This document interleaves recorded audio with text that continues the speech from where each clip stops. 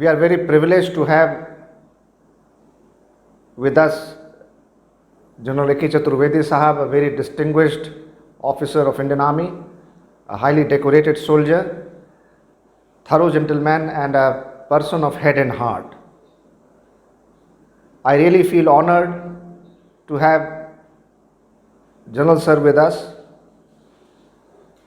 हमारी कोशिश है कि हम वैद ICS लखनऊ के YouTube चैनल पर अपने सिविल सर्विसेज UPSC और स्टेट सिविल सर्विसेज के कंपटीशन की तैयारी कर रहे वो हमारे बहुत सारे स्टूडेंट्स जो इंस्टीट्यूट में आकर के सर से डायरेक्ट क्लासरूम टीचिंग में या अदरवाइज़ कांटेक्ट में नहीं आ सकते, तो हमने सर से रिक्वेस्ट किया विद फोल्डेड हैंड्स कि सर थोड़ा सा समय निकालें और जो इंडिया से जुड़े हुए बड़े महत्वपूर्ण विषय हैं, टॉपिक हैं, ख़ास तौर से international relations, foreign policy, defence matters, external affairs, security concerns, internal security, energy security, ये तमाम ऐसे मुद्दे हैं जिन पर जनरल स्टडीज़ में, सिविल सर्विसेज के एग्ज़ाम में, प्रीलिम्स में, मेन एग्ज़ाम में हर तरह से क्वेश्चंस पूछे जाते हैं, फिर इंटरव्यू में भी इन पर सवाल जवाब होते हैं।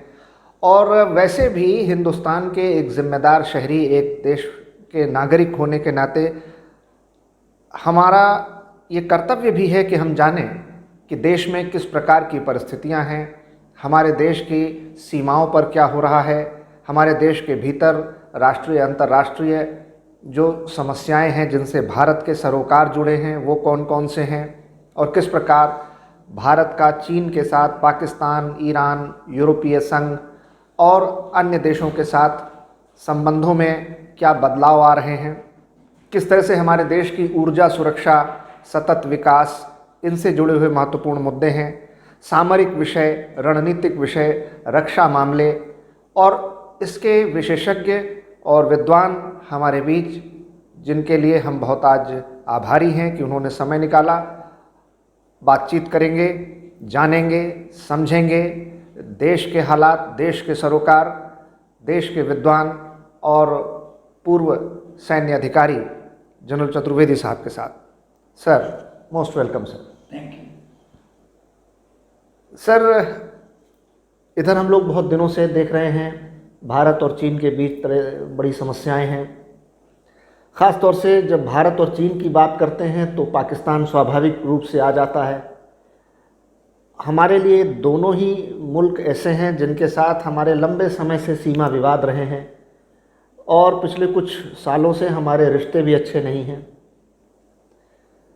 तो मौजूदा हालात में जिस तरीके की परिस्थितियां भारत और चीन के दरमियान हैं, क्या आपको लगता है कि पाकिस्तान भी इसका फ़ायदा उठाना चाहेगा, जिसको कहते हैं fishing in the troubled waters, या कुछ इस तरीके की परिस्थिति देखकर कि भारत चाइना के साथ है और चाइना एक महाशक्ति है और उसके मुकाबले शायद भारत को पाकिस्तान कम समझ रहा हो, तो मौका देखता है कि एक अच्छा मौका है जिसमें हम कश्मीर में इन्फिल्ट्रेशन कर सकते हैं या और लो इंटेंसिटी कॉन्फ्लिक्ट में कुछ कर सकते हैं। तो क्या आपको लगता है सर? देखिए, बहुत अच्छा प्रश्न है। जो पिछले कुछ वर्षों में जो स्थिति बनी है, जिसके कारण आज पाकिस्तान की स्थिति वो हो गई है, पाकिस्तान चाइना की रिलेशनशिप वो एक मास्टर और स्लेव की हो गई है। सर, मैं थोड़ा इसको एक्सप्लेन करता हूँ। एक ज़माना था कि पाकिस्तान में बोलते थे कि 3A जो हैं उसको कंट्रोल करते हैं, अल्लाह, अमेरिका और आर्मी। पिछले कुछ वर्षों में इसमें से अमेरिका धीमे धीमे करके ईज़ आउट हुआ जा रहा है और आज वो पोजीशन AAC हो गई है, अल्लाह, आर्मी और चाइना। क्योंकि आप देखिए कि जो उनकी फाइनेंशियली इतने वीक हो गए कि जब उन्होंने कहा कि कश्मीर की इशू के बाद OIC में जब हुआ और सऊदी अरेबिया ने उनका साथ नहीं दिया, तो शाह महमूद कुरैशी जो उनके फॉरेन मिनिस्टर, उन्होंने एक तरह से धमकी दी उनको कि अगर नहीं हुआ तो हम एक दूसरे इसके बारे में कुछ और सोचेंगे। सऊदी अरेबिया ने अगले ही दिन उनके ऊपर जो $6 बिलियन का ऋण था उसमें से कहा कि वापस करो। अब $1 बिलियन वो कहाँ से लाते, फिर उन्होंने चाइना से लोन लेना पड़ा। एक चीज़। नंबर 2 चीज़, जो ये चाइना पाकिस्तान इकोनॉमिक कॉरिडोर है CPEC, इसकी ओरिजिनल कॉस्ट थी करीब $42 बिलियन, जिसमें कि चाइना उसमें इन्वेस्ट कर रहा था, और ये रोड जिनजियांग से जा कर के बलूचिस्तान में समुद्र के ऊपर पर्शियन गल्फ में एक जगह है ग्वाडार पे जाके ख़त्म हो रहा था। ये $42 बिलियन का इन्वेस्टमेंट, और इसमें क्या पूरा नॉट ओनली रोड डेवलप होगा, इंफ्रास्ट्रक्चर इसके साथ डेवलप होगा, इसके साथ गिलगिट बाल्टिस्तान एरिया में कुछ एनर्जी प्रोजेक्ट्स आ रहे हैं, जैसे भाषा देमार प्रोजेक्ट है। ये तरह का तो एक तरह से चाइनीज़ इन्वेस्टमेंट उनके इकोनॉमी को फ्लोट कर रहा था। लेकिन चाइना का एक और ढंग है काम करने का, और वो दुनिया जानती है, जो नहीं जानते हैं वो नासमझ है। वो ये कि उनके यहाँ कुछ चीज़ फ्री नहीं होती है। चाइना में हर चीज़ की एक कीमत होती है, और वो जैसे जैसे डेट ट्रैप बढ़ता जाता है, फिर वो आपको जैसे साहूकार पुराने ज़माने में करते थे वो हरकत पे आ जाते हैं। जैसे कि आपने देखा होगा कि श्रीलंका में हम्बनटोटा एयरपोर्ट उन्होंने फोर्ट बनाया, और फिर जो है जब श्रीलंका दे नहीं पाया तो 90 साल की लीज़ देनी पड़ गई। तो वो, और जो इसमें ये तो पाकिस्तान का है कि पाकिस्तान का डेट ट्रैप में आता जा रहा है। ऐसे वो मालदीव में और अफ्रीकन जी। दूसरा, चाइना का क्या इंटरेस्ट है? चाइना का क्या इंटरेस्ट है कि वो जिनजियांग से वो जाना चाहते हैं ग्वाडार, क्योंकि जो उनकी एक जो पिछले इनके शी जिनपिंग के पहले वहाँ के जो फर्स्ट सेक्रेटरी एंड प्रेसिडेंट थे हू जिनटाओ, तो हू जिनटाओ ने एक वर्ड यूज़ किया था, एक टर्म कॉइन किया था, मलक्का डिलेमा। जो ये एक इंडियन ओशन से साउथ चाइना सी में जाने के लिए एक मलक्का स्ट्रेट के थ्रू जाना पड़ता है, जो इंडोनेशिया और सिंगापुर के बीच में है। वो 3 माइल की है। उसके ऊपर हमारा जो निकोबार आइलैंड है, ग्रेट निकोबार आइलैंड, वो उस तरह से जैसे बॉटल के ऊपर एक कॉर्क होती है, वहाँ हम बैठे हुए हैं। तो हम जो 6 डिग्री चैनल जिसके थ्रू वो जाते थे, या 10 डिग्री चैनल जिधर से अंडमान सी के थ्रू जाते थे, हम उस पर काबू रखते थे। तो उन्होंने 2 चीज़ें कोशिश की। एक, थाईलैंड में एक क्राफ स्थमस की साउथ ऑफ थाईलैंड में एक कैनाल बना दे, जिससे कि वो उनका एनर्जी जा सके, क्योंकि चाइना का करीब 71% ट्रेड और करीब 80% जो उनका ऑयल इधर से ही जाता है। तो क्राफ स्थमस थाईलैंड ने भी मना कर दिया उनको। इधर जो है ग्वाडार में उन्होंने कहा कि हो जाएगा, तो ग्वाडार से हम पाइपलाइन के थ्रू ले जाएंगे। तो ये चाइना का इंटरेस्ट है, एंड वो क्या है, इनको गुलाम बनाए दे। तो मुझे क्या लगता है, जो कलूसिविटी की आपने बात की, जो आपके मेन मुद्दे पे आते हैं, कि चाइना को लगता है कि अगर टेंशन ईस्ट लद्दाख में या LAC से लेके मैकमोहन लाइन तक चाइना के साथ बढ़ता है, तो पाकिस्तान उसमें सेकेंड फ्रंट का काम कर सकता है। तो 2 फ्रंट स्ट्रेटजी उसकी है। एंड सेकेंड नहीं, बल्कि वो उम्मीद कर रहे हैं 2.5 फ्रंट। कैसे कि एक तो LAC पे टेंशन रहेगा, तो इंडियन आर्मी वहाँ पे पिन डाउन हुई। दूसरा, सेकेंड होगा कि जो पाकिस्तान के साथ होगा, सेकेंड फ्रंट हुआ। और तीसरा, वो जो अपराइजिंग कराने की कोशिश करेंगे कश्मीर में और नॉर्थ ईस्ट में, वो हाफ फ्रंट वो हो जाएगा। तो 2.5 फ्रंट की वो उम्मीद करते हैं। तो उसमें पाकिस्तान उनकी इस स्कीम में थिंग्स में बड़ा फिट होता है। और पाकिस्तान की आज की हालत ये हो गया, आपने देखा होगा कि बाजवा साहब गए किंग ऑफ सऊदी अरेबिया से मिलने। वो तो छोड़ो, क्राउन प्रिंस सलमान ने भी उनसे नहीं मुलाकात की, वो 3 दिन घूम के चले आए। शाह महमूद कुरैशी गए कि वहाँ पे उनसे बातचीत करने के लिए चाइना में। तो ये जो हालत है चाइना आज की तारीख में, पाकिस्तान अपना वजूद एकदम ऑलमोस्ट खोए जा रहा है। वो एक क्लाइंट स्टेट बना जा रहा है चाइना का। जो आप, अच्छा, चाइना का एक और स्ट्रेटजी बड़ी तगड़ी है बिजनेस की। जहाँ कहीं वो जाते हैं, पैसा उनका, सामान उनका, वर्कफोर्स उनका। तो जैसे कि अगर मान लीजिए कि आपके यहाँ कोई कंपनी आके काम करती है, तो अगर वो लोकल सामान खरीदेगी, लोकल लेबर को लेगी, तो आपकी इकोनॉमी को भी बूस्ट मिलेगा। वहाँ कुछ नहीं मिल रहा। वो आए, सामान अपना लाए, इक्विपमेंट अपना लाए, इंजीनियर अपना लाए, पूरा वर्कफोर्स उनका है, बनाया और निकल लिए। इसीलिए अफगानिस्तान में हिंदुस्तान की तारीफ है, क्योंकि हमने जो ज़रांग जलाराम रोड बनाई, हमने वहाँ के लोगों को इन्वॉल्व किया। लेकिन चाइनीज़ ने बनाई, उनसे वो खफा है। तो ये चाइना का ये ढंग है। और चाइना, अच्छा दूसरा क्या है, कैट्स पाव, जिसको बोलता है कि चाइना सोचता कि Pakistan can be her cat's paw, कि मतलब एक तरह से कहते हैं कि इंडिया को अपने एरिया में ही फंसाए रखो, उसके लिए पाकिस्तान उनके काम आए। तो सर, सारी दुनिया में देश हैं जिनके पास सेना है, पाकिस्तान एक सेना है जिसके पास देश है।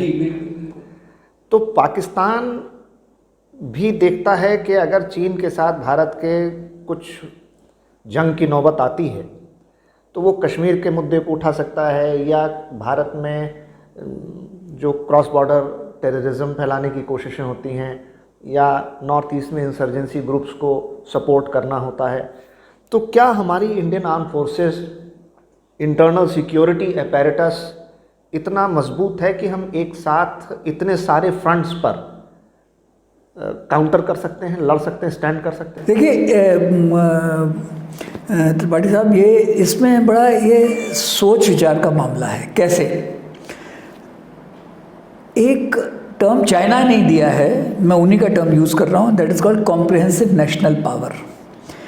तो जब कोई दो देशों में आपस में किसी तरह का संघर्ष होता है या कॉन्फ्लिक्ट होती है, उसमें वो देश जीतता है जो अपनी कॉम्प्रिहेंसिव नेशनल पावर को जुडिशियसली एंड ऑप्टिमली यूटिलाइज कर सके। बिल्कुल ठीक है। उसमें कैसे करा जाएगा? उसमें चार चीज़ें होती हैं: political will, political leadership and political will, diplomatic heft कि आप देशों के साथ कैसे काबू में रख सकते हो, तीसरा आपकी जी इकोनॉमिक्स कि आप सस्टेन कर सकते हो कि नहीं ये कॉन्फ्लिक्ट, इकोनॉमिक्स, एंड चौथा है आपकी मिलिट्री स्ट्रेंथ। तो ये जो होता है ये कैट एंड माउस का गेम है। इसका एक मैं आपको बहुत अच्छा हिस्टोरिकल एग्जाम्पल देता हूँ। एक हैदर अली थे, हैदर अली और उनके बेटे थे Tipu Sultan. Tipu Sultan was a greater general, लड़ाई में माहिर थे, लेकिन हैदर अली के टाइम में उनका एम्पायर जो था बढ़ता रहा। टीपू सुल्तान जब आए तो नॉट ओनली वो हार गए, बल्कि उनको अपने जान से गंवानी पड़ी, अपने बच्चों को गंवाना पड़ा। कारण हैदर अली ने रियलाइज़ किया कि मेरे चार दुश्मन हैं: मराठा, निज़ाम, अंग्रेज़ और फ्रेंच। उन्होंने उन चारों को कभी एक साथ नहीं आने दिया। मतलब he was a diplomat also। हाँ, ये देखिए डिप्लोमेसी की यहाँ आ रही है बात। हाँ, ये जो है कि वही चीज़ आपको दूसरा उदाहरण देता हूँ, महाभारत। कृष्ण ने पहले से रियलाइज़ किया कि कौरव के साथ कौन कौन जा सकते हैं। जरासंध, शिशुपाल, कीचक के थ्रू विराट, ये सब जा सकते हैं। उसने एक एक करके उनको लड़ाई के पहले मरवा दिया है। तो कौरवों की जो फौज में जा सकते थे, उनके साथ जा सकते थे, स्ट्रेंथ को कम। तो ये कॉम्प्रिहेंसिव नेशनल पावर का जो एक गेम होता है, इसमें होता है कि हम अपनी ताकत को कैसे इन्हांस कर सकते हैं, दुश्मन की ताकत को कैसे घटा सकते हैं। अब now let's come down to what you have asked. China कोशिश कर रहा है कि आपको LAC पे उलझाए रखे। चाइना कोशिश कर रहा है पाकिस्तान के थ्रू कि आपको LOC पे उलझाए रखे। चाइना कोशिश कर रहा है कि नेपाल के थ्रू काला पानी में आपको उलझाए रखे। चाइना कोशिश कर रहा है कि आपको बांग्लादेश में उलझाए रखे। चाइना कोशिश कर रहा है नॉर्थ ईस्ट में इंसर्जेंसी में आपको फंसाए रखे। चाइना कोशिश कर रहा है कि हमन टोटा और मालदीव्स को कर सके। ना हम लोगों को उसके पास आज की तारीख में उसकी इकॉनमी हमसे बड़ी है, आज की तारीख में उसकी फ़ौज हमसे बड़ी है, आज की तारीख में उसके पास रिसोर्सेस हमसे ज़्यादा हैं, सब चीज़ें उसके फेवर में हैं। तो क्या हम बिल्कुल बेचारे? नहीं। हमने इसीलिए, अगर आप देखिए पिछले कुछ वर्षों में नॉन अलाइंड मूवमेंट से हम धीमे धीमे कर बगैर कहे हुए उससे थोड़ा सा अलग हुआ, या एक तरह से distance maintain. We are not saying कि हम उसके खिलाफ हैं, बट उससे अमेरिका के साथ हम क्यों जुड़ रहे हैं? क्योंकि वो हमको एक बहुत तगड़ी इकोनॉमिक, बहुत तगड़ी डिप्लोमेटिक स्ट्रेंथ देता है। अमेरिका में की इंटरेस्ट है क्योंकि इसमें क्या होता है, ये रिलेशनशिप्स तब चलेंगी जब इंटरडिपेंडेंस होगी। अमेरिका का भी इंटरेस्ट है चाइना को कैसे काबू किया जा सकता है, तो उसको पता है कि चाइना को काउंटर करना है तो इंडिया को किया जाएगा, तो उसको प्लेटफॉर्म मिला।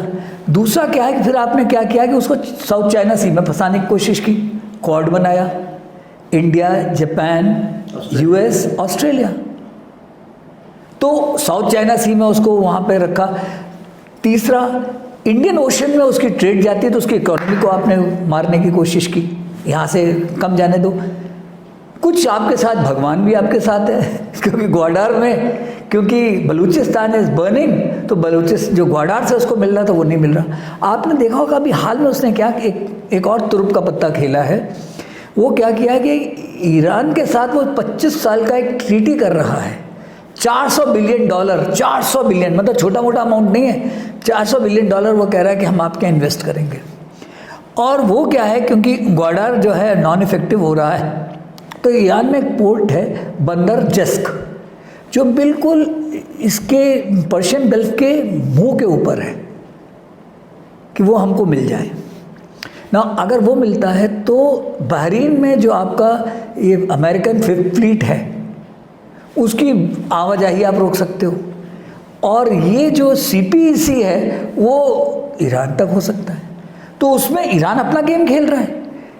लेकिन क्या हुआ कि जब आपने, इंडिया ने क्या किया कि अभी जैसे कि आपको याद है, और इंडिया गए, राजनाथ सिंह और एस जयशंकर दोनों ईरान गए, बातचीत की, और ठंडा पड़ गया। जाहिदान वाली जो railway line, Chabahar जाहिदान railway line था, उस पर काम पहले उन्होंने कहा था कि इंडिया से कुछ नहीं बाद में, लेकिन हमने वहाँ पे हमारी दोस्ती भी है। राजनाथ सिंह जी क्यों गए? क्योंकि शिया कंट्री है और शिया के वो रिप्रेजेंटेटिव है लखनऊ में। एक और चीज़, सबसे दूसरी बड़ी आबादी शिया की लखनऊ में है। दूसरी चीज़ आप गौर करो कि जो तो रशिया, क्योंकि ईरान पे और रशिया पे यूक्रेन की वजह से जो अमेरिका ने बैन लगा रखा था, उसके चलते रशिया जो था वो चाइना के नज़दीक आने लगा। पिछले साल मोदी जी गए और साउथ ईस्ट एशियन, फार ईस्ट एशियन के उसमें इनको एक चीफ गेस्ट बुलाया गया। ये वहाँ पर $1 बिलियन दे के आए इन्वेस्टमेंट के लिए। जावेस्ता से, जो वहाँ पे एक जावेस्ता करके शिपयार्ड है, उससे कहा कि भाई हम तुमसे शिप खरीदेंगे LNG ट्रांसपोर्ट। दूसरा, यहाँ से कई चीफ मिनिस्टर भेजे गए कि भाई, क्योंकि रशिया को भी डर है कि चाइना वाले उनके यहाँ एक डेमोग्राफिक इन्वेजन चल रहा है। व्लादिवोस्टॉक उसने ऑलरेडी क्लेम करना शुरू कर दिया कि भाई इंडियन पेजेंट्स आके वहाँ बस जाएं, कुछ लोग जा कर के, नहीं तो कम से कम जाके रहने ही लगे, बसें नहीं रशियन, क्योंकि रशिया में मैन पावर की कमी साइबेरिया में। दूसरा, जो चेन्नई व्लादिवोस्टॉक लिंक बनी कि उससे उसकी एनर्जी आएगी। तीसरा, अभी राजनाथ सिंह गए वहाँ से 31 एयरक्राफ्ट खरीदने की बात कर रहा है। अमेरिका के रिफ्यूज़ल के बाद भी आप S-400 आप छोड़ नहीं रहे हो। तो रशिया भी जो है, अगर हमारे चाइना के साथ नहीं है तो हमारे खिलाफ भी नहीं है। तो ये जो इक्वेशंस बनती हैं इंटरनेशनल रिलेशंस में, ये अब दीज आर वेरी डायनेमिक। ये किसी को कहना कि कोई मेरा परमानेंट दोस्त है, कोई परमानेंट दुश्मन है, नहीं, ओनली इंटरेस्ट आर परमानेंट। तो आज की तारीख में जापान भी आपके साथ आ रहा है, ऑस्ट्रेलिया भी आपके साथ। आपको याद है कि वो जब आपने न्यूक्लियर ब्लास्ट किया था तो ऑस्ट्रेलिया ने तो आपके ऊपर बैन लगा दिया था। आज वो आपको काकूस आइलैंड दे रहा है बेस फैसिलिटीज़ के तौर पे, जिससे कि आप उसको सुंदा में चाइना के ट्रेड को अफेक्ट कर सको। तो ये चीज़ें जो हैं, इसमें मेरे हिसाब से मानना है कि चाइना चाहे ज़्यादा बड़ा देश हो, आपने देखा होगा कि अभी हाल में नेपाल ने भी एक बहुत ही, जिसको कहते हैं कम लोगों को मालूम है, लेकिन एक छोटी सी हेडलाइन आई थी कि पहले वो कह रहे थे कि जो नया मैप उन्होंने इशू किया है वो उनकी टेक्स्ट बुक पे लगा देंगे, बंद हो गया। तो मतलब ऐसा है कि आप भी कर रहे हो, आप में डिजिटल और डीजल लोकोमोटिव देके बांग्लादेश को भी अपने साथ कर रहे हो आप। मालदीव्स उसके पास था तो उनके हाथ से निकल गया, म्यांमार उनके साथ था वो उनके हाथ से निकल गया। तो ये चीज़ें जो हैं ये चलती रहेंगी। हमको बहुत ही निम्बल फुटेड होना पड़ेगा डिप्लोमेटिकली, साथ ही मिलिटरली स्ट्रांग होना पड़ेगा। नक्कार खानों में तूतियों की आवाज़ नहीं बोला करते। बिल्कुल सही कह रहे हैं। तो सर जैसे ग्वादर का जवाब हम लोगों ने चाबहार में देखा था, अब चाइना के वहाँ आ जाने से क्या हमारा ईरान का जो चाबहार पोर्ट को यूज़ करने के लिए एक एग्रीमेंट हुआ था और उसके रास्ते हम सोच रहे थे कि हम आगे बढ़ेंगे, उस पर भी कुछ असर पड़ेगा? देखिए, ये अभी बहुत अनसर्टेन एरिया में है, लेकिन क्या है कि इसमें ईरान की अपनी एक इंटरनल इक्वेशंस भी देखने की ज़रूरत है। ईरान एक बहुत प्राउड कंट्री है, it's you can say inheritor of a very proud legacy. Islamic legacy नहीं, इस्लामिक एक लिगेसी है उनकी, शिया लिगेसी के, पर्शियन, उससे वो ट्रेस करते हैं आर्ट, साइंस, जी जी। तो वो मतलब वहाँ पे मेडिसिन, हाँ, जो अभी जो खटावी ने जो उन्होंने, क्योंकि अमेरिका ने उनको पुश मारा, बिल्कुल मतलब उनकी हालत ये हो गई कि G7 में वो गए कि हमसे बात कर लो, वो उनका रिप्रेजेंटेटिव रहा वहाँ पे, कहाँ बेल्जियम में जहाँ कहीं भी हुई थी या स्विट्ज़रलैंड में हुई थी, वो मिले भी नहीं। लेकिन क्या है कि अमेरिका भी रियलाइज़ करता है इम्पोर्टेंस की, अगर आपको सेंट्रल एशिया जाना है तो चाबहार के थ्रू ही आप जा सकते हो, क्योंकि पाकिस्तान बहुत ही अनसर्टन है इस वक्त। कराची, ये जो खैबर वाला है, मतलब you can go at your peril. तो इसलिए चाबहार की इम्पोर्टेंस, तो उन्होंने चाबहार में इंडिया को वेवर दिया हुआ है, मतलब इंडिया को वेवर है। फिर क्या हुआ, ईरान भी अपना गेम खेल रहा है। जो चाबहार ज़ैदान जो रेलवे लाइन बननी थी, उस पे पहले उसकी जो फिजिबिलिटी थी हमारी इरकॉन ने की थी, तो ये उम्मीद थी कि इंडिया बनाएगी, लेकिन अब उन्होंने बोला है कि हम इसको खुद बनाएंगे। ये शायद ईरान भी अपना गेम खेल रहा है कि बिटवीन इंडिया एंड चाइना।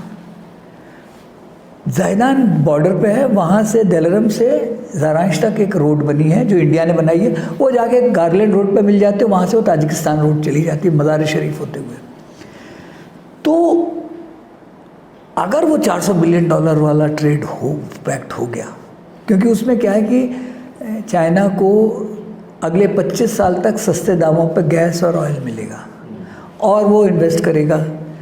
अगर ईरान हमारी सिक्योरिटी मैट्रिक्स में बहुत इम्पोर्टेंट है, हम लोगों को इसको अपने हाथ से नहीं जाने देना है। हिंदुस्तान का पूरा डिप्लोमेटिक हेफ्ट होनी चाहिए, क्योंकि आप उसके साथ उससे जो ख़रीद भी रहे थे वो रुपी टर्म में खरीदते हो सामान।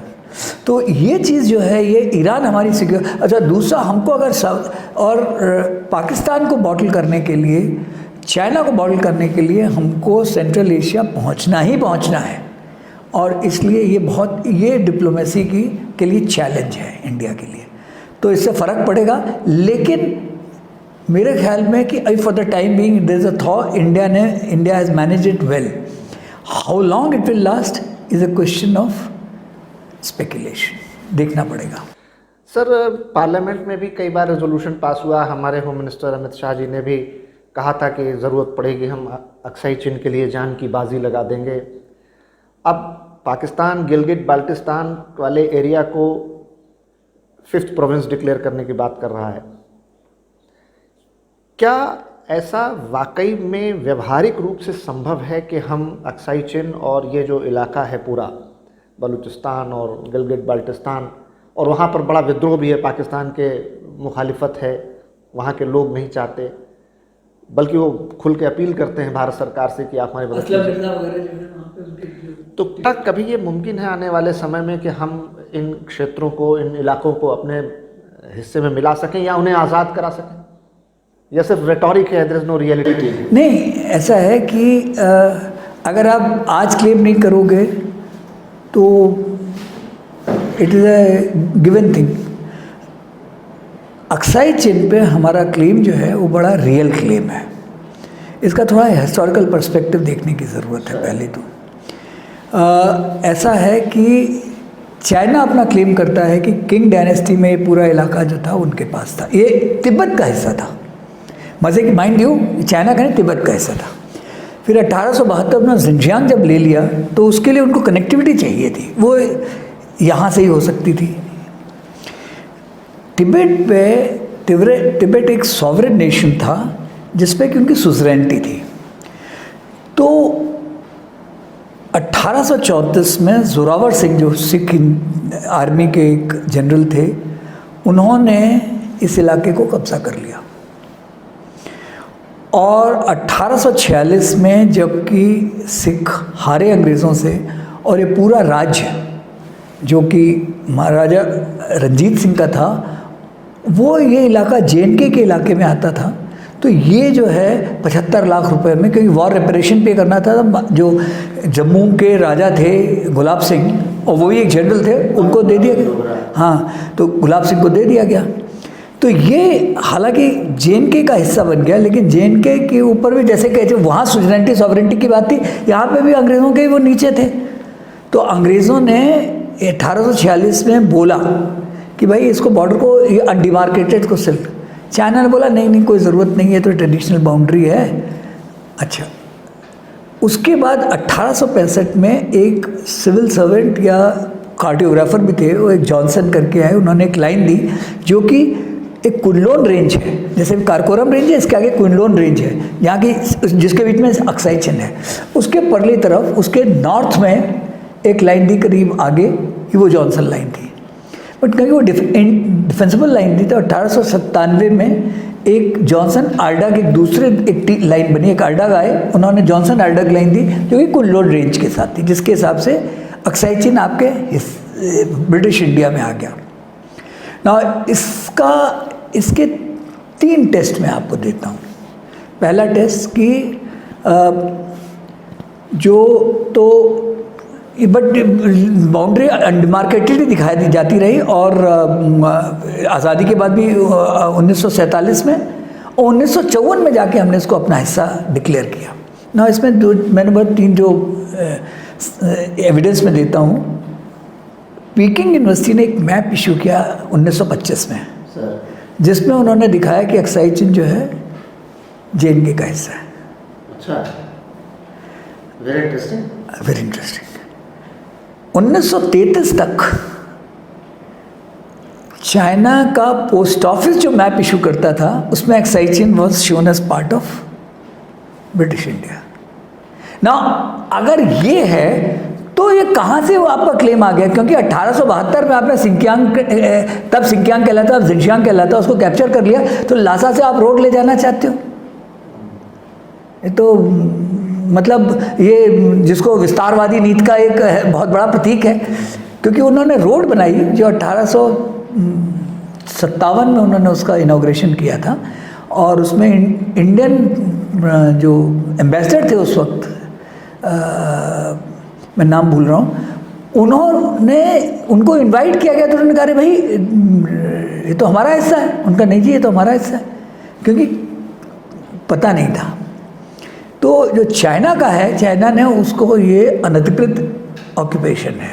Late us be honest about it, and as Indian I am quite convince कि लद्दाख में चाइना ने ऑन द कॉन्ट्ररी क्या हुआ, 7 नवंबर 1959 को जवाहरलाल लाइन ने एक चिट्ठी लिखी नेहरू जी को, जिसमें उन्होंने एक अलाइनमेंट, एक fictitious alignment line of actual, कि जो हमारे कब्जे में एरिया है वो हमारा हो जाए, line of that's how this term came, line of actual control Jawaharlal ने दिया। ऑब्वियसली नेहरू जी ने मना कर दिया।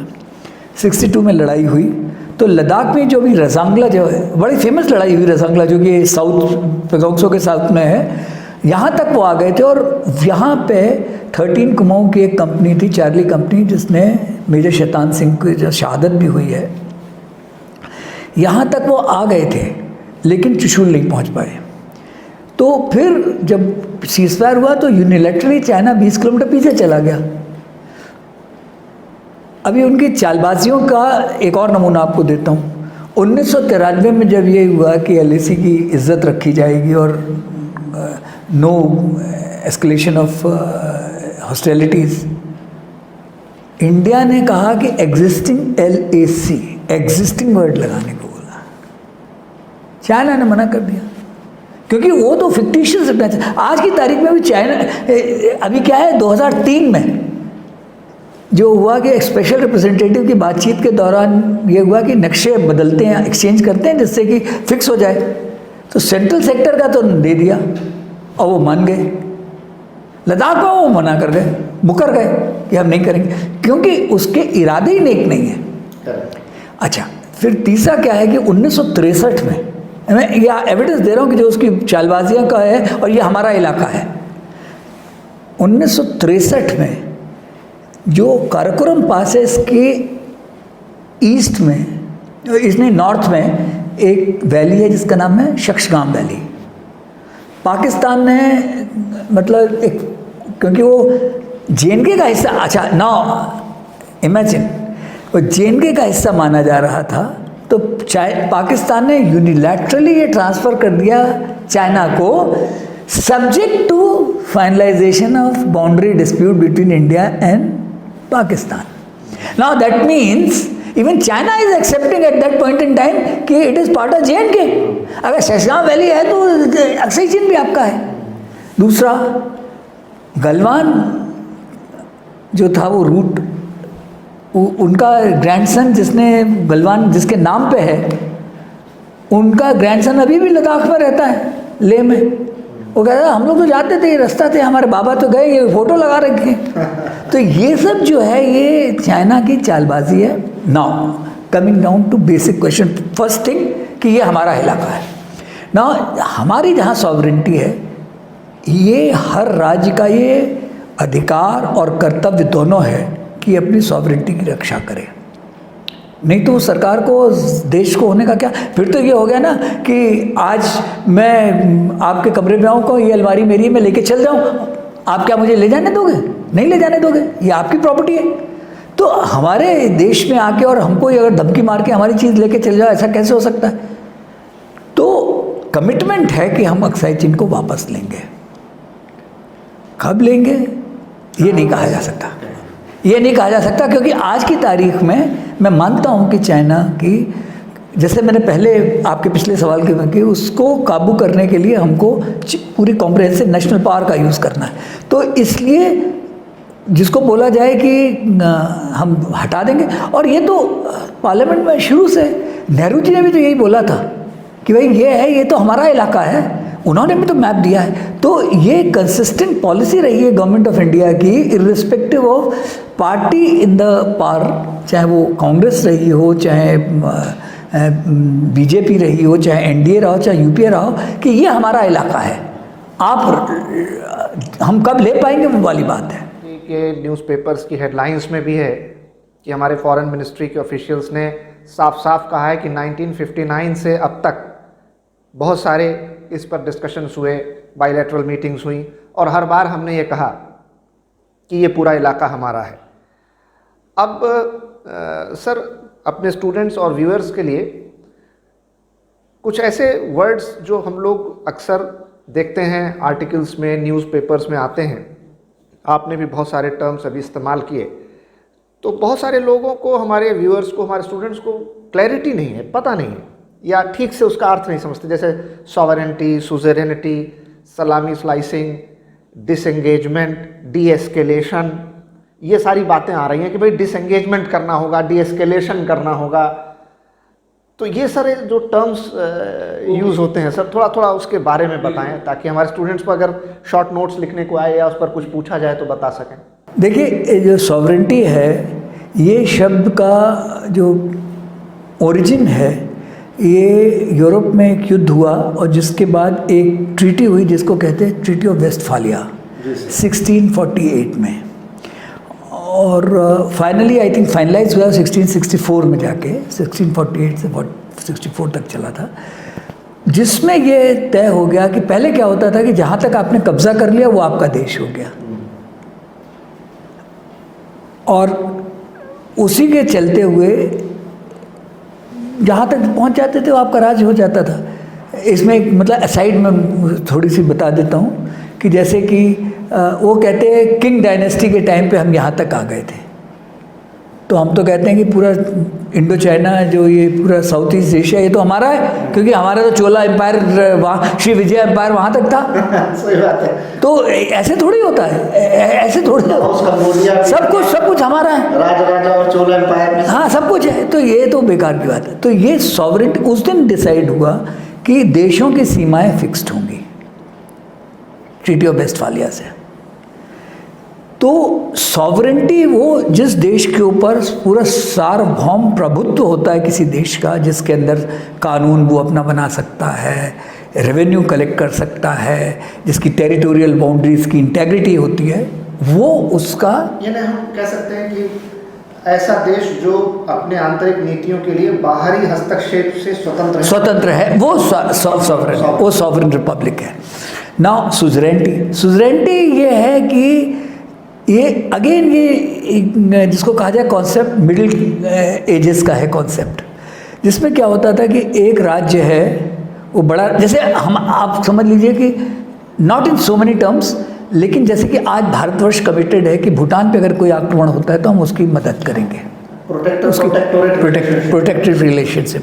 तो ये पुराने ज़माने में बहुत ज़्यादा होता था। तो इस सुजरेंटी वो होती थी, एक वेसल स्टेट होता था कि भाई एक तरह से वो अपने जो बड़ा देश है जो उसकी रक्षा करेगा उसको कुछ वो रिम्यूनरेशन भी देता था, उनकी बातें भी मानता था, एंड उनका एक तरह से जिसको कहा जाए कि एक मॉरल अथॉरिटी होती थी उनके ऊपर। तो ये तिब्बत और ये चाइना का रिलेशनशिप थी, सॉवरेंटी वर्सेस सुजरेंटी की। तिब्बत सॉवरेन स्टेट था, अपने खुद मुख्तार था अपने निर्णय लेने के लिए, अपनी आंतरिक नीतियों के लिए, लेकिन चाइना उसकी रक्षा के लिए जिम्मेदार था।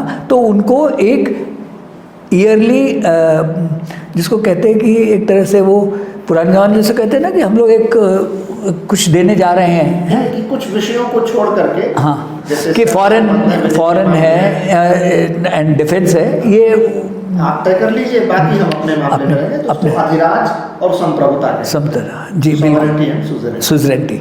तो ये हुआ। दूसरा वर्ड आपने यूज किया सलामी स्लाइसिंग। सलामी स्लाइसिंग ऐसा है कि हम लोग सलामी स्लाइसिंग इसलिए बोलते हैं, आपने देखा होगा जब पोर्क होता है उसको सलामी काटने के लिए बहुत ही पतला पतला काटा जाता है, बहुत पतला पतला काटा जाता है। मैं वेजिटेरियन हूँ, मुझे नहीं मालूम, लेकिन मैंने देखा है जो सलामी होती है बहुत पतली सी होती है, चीज़ स्लाइस भी वैसे काटी जाती है। इन्होंने क्या किया कि पहला 62 की लड़ाई के बाद तो 38,000 किलोमीटर एक्साइचिन तो दबा ही गए चाइना। फिर क्या हुआ कि पिछले 50 साल के अंदर धीमे धीमे करके, चाहे वो डेप्सन की 2013 की बात हो, चाहे चूमर की 2014 की बात हो, चाहे डोकलाम की बात हो, हैं धीरे धीरे करके थोड़ा वो कैप्चर करते जा रहे हैं। चाहे समदोरांग का इशू हुआ हो, तो वो जो है करीब 650 किलोमीटर उन्होंने इतने सालों में दबा ली है हमारी। हाँ, जिसको जैसे अभी वो नेपाल में कर रहा है, नेपाल के साथ दाव दबा गया वो। तो ये जो है ये चाइना की ये नीति है, एंड जिसको कि हम लोग सलामी स्लाइसिंग बोलते हैं। धीमे धीमे गाँव के या सामाजिक आर्थिक पृष्ठभूमि जो हमारे ग्रामीण क्षेत्रों में होता है कि साहब थोड़ा सा मेड़ आगे बढ़ा दिए, फिर थोड़ा सा मेड़ आगे बढ़ा दिया। हाँ, खैर अभी कल मैं किसी से सुन रहा था, मैं नाम नहीं लूँगा क्योंकि नाम लेना आवश्यक नहीं, किसी एक वेबिनार में एक बहुत ही ज्ञानी स्ट्रेटजिस्ट हैं, वो कह रहे थे कि चाइना से हम लोगों को सुलह कर लेनी चाहिए, अगर 2-4-5 किलोमीटर मांगता है दे दो, क्या फ़र्क पड़ता है। अब 2-4-5 किलोमीटर वो मानेगा कि नहीं मानेगा, ये सलामी स्लाइसिंग तो क्या मतलब, ये तो एक्सेप्ट कर रहा है कि वो सलामी स्लाइसिंग कर रहा हो, जी कर लो क्योंकि तुम मजबूत हो। अरे क्यों कर लो, हम भी एक तरकीब। देखिए एक चींटी भी हाथी को मजबूर कर सकती है, तो हम क्यों नहीं कर सकते। तो ये सलामी स्लाइसिंग हो गई। Now disengagement and de-escalation. ये 93 और 96 के जो पैक्ट हैं ये इसके ऊपर है कि आपस में डिसएंगेजमेंट क्या, ये आईबॉल टू आईबॉल कांटेक्ट नहीं होगा। यहाँ तक हो गया था कि 2 किलोमीटर के अंदर फायर आर्म यूज़ नहीं होंगे। ये हुआ कि एक नफरी फिक्स हो गई जो CBM में 96 के पैक्ट में जो एग्रीमेंट हुआ इंडिया चाइना का, कि जो परमानेंट डिफेंसेस नहीं होंगे, परमानेंट फौज भी नहीं होगी, तो तुम में दोनों में गैप रहेगा। अभी भी जो पहली जो 6 जून वाली बातचीत हुई थी, जिसके बाद वो अनफॉर्चुनेट इंसिडेंट गलवान वाला हुआ, उसमें भी ये होता कि डिसएंगेजमेंट, कि आपस में एक दो सामने हैं, दूर हट जाओ, कि मतलब क्योंकि हथियार यूज़ नहीं कर सकते। तो चाइना तो बहुत चालाक है, उसने पत्थर यूज़ करने शुरू कर दिए, उसने डंडे यूज़ करने शुरू कर दिए। अभी उसने लेटेस्ट किया है, हाँ, वो अभी आपको मालूम है 2-3 दिन पहले उसने जो आया था, जिसको चाइनीज़ वो कुंगफू बोलते हैं, लायंस रोर, वो बॉर्डर पे ला के उसने बड़े बड़े माइक्रोफोन लगा के उसका साउंड पैदा करना शुरू किया कि लोग घबरा के कान दबा के बैठ जाएं, हैं, हाँ। तो वो जो सलाह, ये जो है ये डिसएंगेजमेंट के लिए ये, एंड डीएस्केलेशन ये है कि बॉर्डर से ट्रूप्स हट जाए, बड़े वेपन्स ना रहें। तो यही 93 में ये पैक्ट है कि फायर आर्म यूज़ ही नहीं होगा 2 किलोमीटर LAC में। अब सवाल ये कि LAC है कौन सी, वो तो जब मर्जी होती है। 62 में जो फिंगर 8, एक मैं छोटा उदाहरण देता हूँ, फिंगर 8 के फर्दर ईस्ट में एक पोस्ट है जिसका नाम है शिजाब पोस्ट। तो हमारे लखनऊ के ही एक बहुत महान सपूत हुए हैं मेजर धन सिंह थापा, उनको PVC मिला है शिजाब पोस्ट पे। आज वो चाइना के कब्जे में, उसको परमवीर चक्र मिला, हाँ, एंड वो हमारे कब्जे में था, वो उसने दबा लिया है। तो डीएस्केलेशन कैसे हो सकता है? तो ये जो डीएस्केलेशन तब होगा जबकि दोनों फोर्सेस हट जाएं एंड वहाँ पे हथियारों का इस्तेमाल ना हो। तो ये है, ये इसमें 93, 96, 2005, 2013 ये पैक्ट बहुत इंपॉर्टेंट है CBM के लिए। लेकिन चाइना सिर्फ वही मानता है जो उसको सूट करता है, और वो सिर्फ पावर की भाषा समझता है। आज वो आपसे कह रहा है कि ये इलाके जो आप साउथ में आपने कब्ज़ा कर लिया, ये कैलाश रिज के ऊपर, ब्लैक टॉप, मगर हिल, गुरुंग हिल, मुखवारी, ये आपने जो जिससे आप डोमिनेट कर रहे हो पेंगोंगसो को, ये हमारा इलाका है। अरे भाई, कहाँ से इलाका है? तुमने कोई नक्शा तो दिया नहीं है। नक्शा अगर तुमने दिया होता तो हम मान जाते। तो सर कैलाश रिज, मगर हिल, ब्लैक टॉप, यहाँ हम लोग आ चुके हैं जी, बैठे। 29, यही तो जो 28-29 अगस्त की रात को ये बहुत ही ब्रिलियंट एक्शन हुआ है। इस ब्रिलियंट एक्शन में मैं आपको बताता हूँ, जैसे मैंने बोला कि चाइना सिर्फ पावर की भाषा समझता है। पास्ट में भी ऐसे हुआ है, समदोरांगचू में भी यही हुआ था कि वो अंदर घुस के वैली में आ गए समदोरांग में, और वो जब हम साइड की हमने हाइट पे बैठ गए तो वो पीछे चले गए। तो यहाँ पे भी क्या हुआ कि वो हमारी सुन ही नहीं रहा था, क्योंकि वो नॉर्थ बैंक पे उसने फिंगर 8 से फिंगर 4 तक आ गया और वहाँ उसने बैठ गया, उनकी हाइट्स पे भी चला गया। तो हाइट से भी डोमिनेट कर रहा था, तो हम लोग तो कुछ कर ही नहीं सकते थे। अब हमारे ये साउथ बैंक पे चढ़ जाने से क्या हुआ, उसका ध्यान बटा, तो हम थोड़ा फिंगर 4 से भी तो 3 से ऊपर चढ़ गए और हम उसकी हाइट के ऊपर पहुंच गए, रिच की लाइन के ऊपर। तो आज की तारीख में क्या है कि ये जो पूरा इलाका उसने घुसने की कोशिश की, हमको इविक्ट करने की कोशिश की। तो उसी में आप लोगों को याद होगा कि 8 सितंबर को ये बात हुई कि कुछ फायरिंग वायरिंग हो गई, तो उन्होंने आके फायर करके हमको डराने की कोशिश, हमने उल्टे फायर किया तो वो भाग गए पीछे। तो ये जो है, ये इस रिज पे हमारे बैठने से क्या हुआ कि उसकी जो पोजीशन नॉर्थ बैंक पे है वो अनटेनेबल हो गई है, क्योंकि अब फायर और ऑब्जर्वेशन से हम उसको देख सकते हैं। इसके अलावा जो स्पेंगुर गैप है उसके थ्रू अगर आप जाओ तो जो ये मोल्डो कैंट है, गैरिसन है उसका, वो भी आपके फायर और ऑब्जर्वेशन में जद में है। हमारे ऑफिसर्स की बैठक भी हुई वहाँ। हाँ, वो एक्चुअली क्या है कि दोनों तरफ त्रिशूल में है जो हमारा है, और जो मोल्डो में है वो उनका है। तो ये बॉर्डर पोस्ट है जिस पे कि मीटिंग होती है उसका। हाँ, उसकी होती कैसे है कि जो उसको स्पॉन्सर करता है उसके इलाके में, अगर इंडिया कहेगा कि भाई हमें टॉक करना है तो त्रिशूल में हम करेंगे, जब चाइना बोलता है तो हम मोल्डो में करेंगे। तो जैसे पिछली बार जो हुई है वो मोल्डो में हुई थी, तो क्योंकि उन्होंने क्या, तो मोल्डो अब ये जो हमारे मुखबारी वगैरह से ये उनकी हमारी ऑब्जर्वेशन और फायर की रेंज में, यही नहीं है, इससे आगे डीप जो उनका IB है 15-20 किलोमीटर आगे, वो भी हमारी जद में है। तो आज की तारीख में ये है कि जब उससे हम पावर की भाषा में बात कर रहे हैं तो अब वो 2000 साल के इतिहास की बात करने लगा कि हमारे तो बड़े कल्चरल संबंध थे, हम तो शांति चाहते हैं, हम तो सर देखें तो टोन, टेनर, थीम, टेम्परामेंट सब बदल गया है। अब वो ग्लोबल, अच्छा वहाँ क्या, इगोइज्म और वो हाँ हाँ हाँ, डराने दबाने की बात नहीं हो रही है। नहीं, क्योंकि अब वो भी ऐसा फंस गया है, क्योंकि उनकी अपनी इंटरनल सिचुएशन बड़ी poor. Post Wuhan virus, let us be honest about it, ली यंग यान ने, जैसे उनकी जो साइंटिस्ट ने बोला था, ये उन्होंने अपनी लैब में क्रिएट किया, और उसके पोस्ट जो हुआ है उसकी इकोनॉमी पे असर हुआ है। आप ये समझ लीजिए, नॉट ओनली इंडिया ने उसको एक टिकटॉक बैन करने से वो $50 बिलियन के लपेटे में आ गया, क्योंकि उसने एफिडेविट दिए। करीब 2,40,00,000 डाउनलोड थे पबजी के, वो बंद हो गए। $6 बिलियन का उसको नुकसान हो रहा है। तो जो उसके यहाँ से हमारे यहाँ जो कुछ हो रहा था, ये उससे उसको नुकसान हो रहा है, और हमारी देखा देखी अमेरिका ने भी कर दिया, बाकी लोग भी, ऑस्ट्रेलिया भी धमका रहा है उसको। तो ये जो ढंग है, अब इवन सर अब उससे वगैरह भी थोड़ा हाँ हाँ, पहले उनके पूरे काबू में थे, तो उसकी वजह से शी जिनपिंग की पोजीशन वहाँ वीक हो रही है। तो वहाँ पे वो अभी जिसको अब एक हिंदी कहावत बोलूँ, भाई गत सांप चतुर्दर केरी, वो वाले हालत हो गई है कि ना गले में ना निकलते बनता है ना निकलते बनता है, वो वाली बात हो रही है। तो अब वो आ तो गए हैं, निकलने का रास्ता ढूंढ रहे हैं, निकलें कैसे? तो वो चाइना का ये बहुत बड़ी मुश्किल में है, जो इनकी इंटरनल पोजीशंस की वजह से ये बहुत मुश्किल है।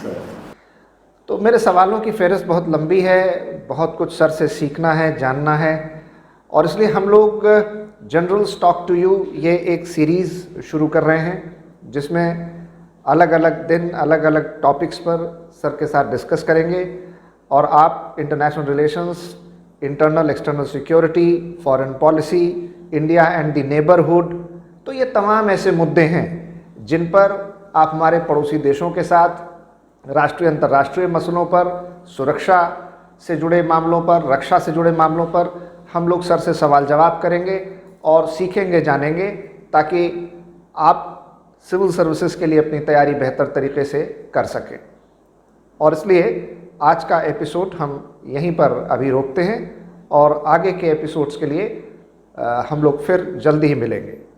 एक इसमें एक मैं सजेशन देना चाहूँगा डॉक्टर साहब, कि जो भी आपके ये कैंडिडेट्स हैं, एस्पायरेंट्स हैं, वो आपको एक क्वेश्चनर भी अपने दे देंगे, जो उनके भी जो उनके डाउट है, तो अगला एपिसोड शुरू करने के पहले 10 मिनट हम लोग उन क्वेश्चंस को भी आंसर कर देंगे। थैंक्स ऑनरेबल सर, बहुत अच्छा सर ने सजेशन दिया, इनपुट दिया कि हमारे इस प्रोग्राम को जो भी हमारे व्यूअर्स, स्टूडेंट्स, कॉम्पिटिशन्स की तैयारी करने वाले जो भी लोग देख रहे हैं, अगर उनके मन में कोई शक, सवाल, कोई क्वेश्चंस, कोई डाउट्स, कुछ भी, तो वो अपने कमेंट सेक्शन में जा कर के हमको अपने सवाल पूछ सकते हैं। तो अगले एपिसोड में पहले हम उन क्वेश्चंस को लेंगे, 10-15 मिनट में पहले वो आपके क्वेश्चंस के आंसर सर देंगे, और फिर हम लोग नए टॉपिक पर बात करेंगे। तो आप लोग ज़रूर अपने कमेंट्स दीजिए, अपने क्वेश्चंस पूछिए, we will reply back to you. Thank you, धन्यवाद।